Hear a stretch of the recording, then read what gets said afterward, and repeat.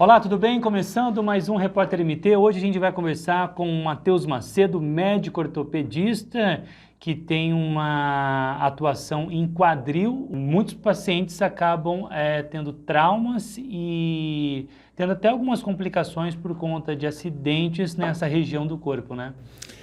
Isso, é isso aí, Leandro. Assim, é muito comum, né, a prática de exercício físico no nosso dia a dia, né? Futebol, né? Agora a gente tem praticado muito aí a questão do beach tênis, né? Então, o brasileiro tem muito essa característica do esporte. Só que muitas vezes a gente parte para o início de uma atividade física sem uma orientação adequada. Então, a questão do alongamento, a questão do preparo da musculatura para você fazer essa determinada atividade física. E é muito comum... Só um complemento, doutor, alongamento é uma coisa que quase ninguém faz, né? Quase ninguém faz. E mesmo em academias ou numa unidade de prática desportiva, você não vê com tanta frequência como deveria o alongamento, né? Dar a importância ao alongamento. Eu sempre falo, eu explico para o paciente o seguinte: quando você vai fazer uma atividade física, você tem que mostrar para o seu corpo que você vai iniciar uma atividade física. Nunca tinha parado para pensar desse jeito. Porque o músculo, ele está em repouso, né? Então, se você vai distribuir uma energia, se você vai passar uma informação para ele, você tem que mostrar para ele, olha, vamos começar...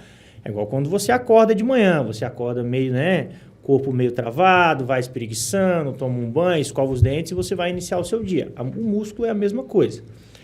Então, é muito comum a gente ter esse atendimento no pronto-socorro, né? Fui jogar bola, torci meu tornozelo, tô com uma dor no quadril, tô com uma dor no joelho. Então, isso são sintomas muito comuns, né? Um pouco por conta dessa questão do alongamento, da prática frequente, né, e adequada, e às vezes realmente os traumas, né? Um contato mais brusco, uma queda. Então, a gente tem muito essas queixas, né, nos atendimentos, tanto de consultório quanto de pronto-socorro. Uma outra coisa que as pessoas desconsideram muito é a região do músculo abdominal. E eu tenho aprendido com o longo do tempo que o fazer abdominal não é uma questão de ter barriga de tanquinho. É um músculo extremamente importante para segurar a estrutura, né? Tanto a superior como a inferior. É meio que ele faz a ligação e é um músculo que liga essas duas estruturas e fortalece. Tem músculos específicos que as pessoas às vezes desconsideram na academia, que são importantes para preservar e não sobrecarregar a região do quadril? Com certeza. O quadril hoje, ele é uma articulação, né, que a gente tem muita ligação, quadril-coluna, né? A gente faz muito essa ligação direta até com o próprio paciente. Existe a estrutura muscular, a gente chama de core, né? O que é o core? É lombar, pelve e abdômen, né? E é o que você falou, não é para você ficar musculoso ou para você ficar definido, é para você ter uma saúde muscular. Então, quando a gente vai começar a falar sobre coluna, sobre quadril, né, que é o foco, a gente ter uma musculatura abdominal, pélvica e lombar alongadas, desenvolvidas, né, fortalecidas é muito importante para a gente manter um equilíbrio, manter uma postura, facilitar no movimento e, obviamente, mesmo os pacientes que já têm alguma lesão, quando você fortalece, você prepara essas musculaturas, você tem diminuição da dor, você tem melhora dos sintomas. Doutor, muita gente trabalha sentada, né? E o quadril ele pode ser prejudicado dependendo da forma como você senta, se a cadeira não é adequada, se você não faz também uma preparação, um alongamento antes de você tomar o seu posto de trabalho. A questão não é nem só onde você vai sentar ou como você vai sentar. A questão é o período que você vai se manter sentado, sem um alongamento, sem você levantar de vez em quando, né, dar uma voltinha, caminhar, ou, né, quando você está sempre mantendo hábitos errados, né? Então, a pessoa que sabe, olha, eu tenho uma lesão labral, eu tenho um impacto, que é um excesso de osso no quadril, e você começa a sentar de maneiras onde você aumenta a pressão, aumenta o contato, aí sim você pode, de certa maneira, acelerar esse processo. Mas, via de regra, não é a maneira que você senta, porque isso é muito influenciado se você já tem ou não alguma lesão, né? É o período que você fica sentado, é a falta, né, do alongamento e do preparo dessa articulação para essa determinada função, ou, né, que você está naquele momento. E esse mesmo raciocínio, doutor, vale também para dormir? Basicamente, o que vai influenciar o fato de você dormir num colchão mais duro, mais firme, né, mais estável, ou num colchão mais macio, é muito muscular, né? Então, não é só o colchão, é a mesma coisa, não é o sentar, é a sua musculatura para aquilo. E, doutor, sobre a questão da prática esportiva, né? O senhor já mencionou algumas coisas em relação a isso, mas, por exemplo, assim, para quem joga bola, para quem joga handball, para quem joga vôlei, futevôlei também, que agora está uma tendência, que tem a areia, que de certa forma ela já exige um pouquinho mais, né? Tanto quando você salta, que você faz ali o pouso, né? Depois do salto. E tem algumas orientações, doutor, para prática esportiva, além dessa questão de você preparar a tua musculatura, de você fazer o alongamento, essas práticas feitas em excesso, elas podem também estar prejudicando o próprio beach tênis que o senhor mencionou e o tênis também, né, que mexe muito com a região do quadril. Sim, assim, via de regra, a atividade física é muito boa, né? Ela sempre é benéfica, né? Óbvio que tudo tem exceções, mas via de regra ela é sempre positiva. A grande questão é que a gente tende a iniciar uma atividade física sem conhecer o mecanismo dela. Então, o próprio tênis, né? É uma atividade física muito boa, só que a gente tem que lembrar. Geralmente a gente joga tênis em quadra, né? A gente não tem muito essa prática do tênis no saibro ou na grama. Já, né? Então, você já tem um atrito maior, né? Você tem que lembrar que o seu peso ou a energia que você coloca num passo, num salto, ela vai ser devolvida para o seu quadril, né? Isso é física.